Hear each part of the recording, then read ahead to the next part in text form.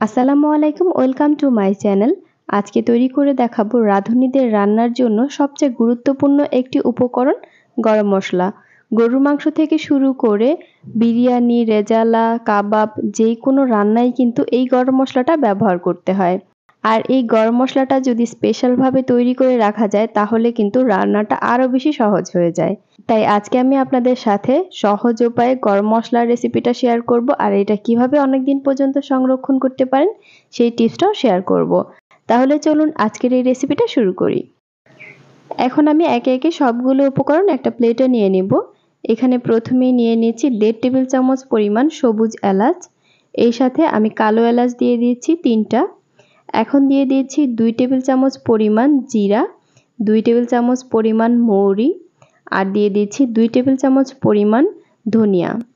আর এখানে দিয়ে দিচ্ছি 1 টেবিল চামচ পরিমাণ কালো গোলমরিচের গুঁড়া, 1 টেবিল চামচ পরিমাণ সাদা গোলমরিচের গুঁড়া। 1.5 ইঞ্চির মতো করে 6-7টা দারুচিনি নিয়ে নিচ্ছি। 4 থেকে 5টা দিয়ে দিচ্ছি তেজপাতা, আর 12 থেকে 13টা দিয়ে দিচ্ছি লবঙ্গ। লবঙ্গ অন্যান্য মশলার তুলনায় কিছুটা কম দিতে হবে, কারণ এটা কিন্তু খুব বেশি স্ট্রং ফ্লেভার হয়। আর এখন দিয়ে দিচ্ছি 6-7টার মতো শুকনা মরিচ। খোসা ছাড়ানো জয়ফল দিয়ে দিচ্ছি 3টা, আর 3টার মতো দিয়ে দিচ্ছি জয়ত্রী ফুল। এখন দিয়ে দিচ্ছি 3টা স্টার অ্যানিস।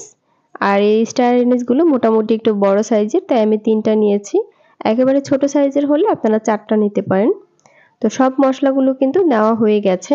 এখন আমি এগুলোকে ভেজে নেব। তো ভাজার জন্য এখানে আমি চুলায় একটা ফ্রাই প্যান বসিয়ে দিয়েছি। চুলার আঁচটা একেবারে লোতে করে দিতে হবে। এরপরে ফ্রাই প্যানের মধ্যে আমি মশলাগুলোকে দিয়ে দিচ্ছি। তেজপাতাগুলোকে আমি মাঝখান থেকে একটু ছিঁড়ে দিচ্ছি, এতে করে কিন্তু তেজপাতাগুলো তাড়াতাড়ি মচমচে হবে। মশলাগুলোকে অনবরত নেড়ে মচমচে করে ভেজে নিতে হবে। 8 থেকে 10 মিনিটের মধ্যেই কিন্তু এগুলো মচমচে হয়ে যাবে। খুব সুন্দর একটা ফ্লেভার আসবে, কিন্তু এগুলোর কালার চেঞ্জ হবে না। চুলার আঁচ লোতে করে রাখলেই কিন্তু পুড়ে যাওয়ার কোনো সম্ভাবনা থাকবে না। 8 থেকে 10 মিনিট পরে এগুলো এমনিই কিন্তু মচমচে হয়ে যাবে। তো চুলা থেকে নামিয়ে সরাসরি একটা প্লেটে ঢেলে নিতে হবে, না হয় ওভারকুক হয়ে যাওয়ার সম্ভাবনা থাকবে। চুলা থেকে নামানোর পরেই মশলাগুলোকে ভালো করে ঠান্ডা করে নিতে হবে। এরপরে আমি একটা ব্লেন্ডারের জার নিয়েছি। ব্লেন্ডার জারটা যেহেতু ছোট, আমি এই মশলাগুলোকে 2 বারে ব্লেন্ড করে নিব। প্রথমবার ব্লেন্ড করার পরে ঠিক এরকম হয়েছে, দেখতেই পাচ্ছেন কতটা স্মুথ হয়েছে। বাকি মশলাগুলোকেও আমি ব্লেন্ড করে নিব।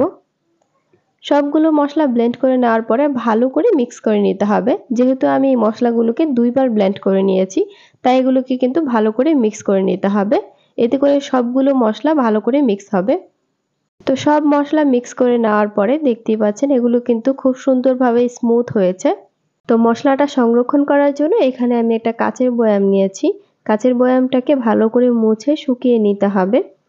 আর এই কাচের বয়ামে মশলা সংরক্ষণ করলে কিন্তু আপনারা 6 মাস পর্যন্ত এই গরম মশলাটা ব্যবহার করতে পারেন। আর এই গরম মশলাটা কিন্তু আপনারা রান্নার প্রথমে এবং রান্নার শেষে 2 বার ব্যবহার করতে পারেন। 2 কেজি গরুর মাংস রান্না করার জন্য প্রথমে এরকম চামচের 1 চামচ ব্যবহার করবেন এবং শেষে আবারও 1 চামচের মতো ব্যবহার করতে হবে। এতে করে কিন্তু রান্নার টেস্টটা খুবই ভালো আসবে। তো কোরবানির ঈদ তো চলে এসেছে, এখনই কিন্তু গরম মশলার এই রেসিপিটা বানিয়ে সংরক্ষণ করে রেখে দিতে পারেন। আশা করছি আজকের রেসিপিটি ভালো লেগেছে। ভালো লাগলে লাইক, কমেন্ট এন্ড শেয়ার করবেন। সবাই ভালো থাকবেন। আল্লাহ হাফেজ।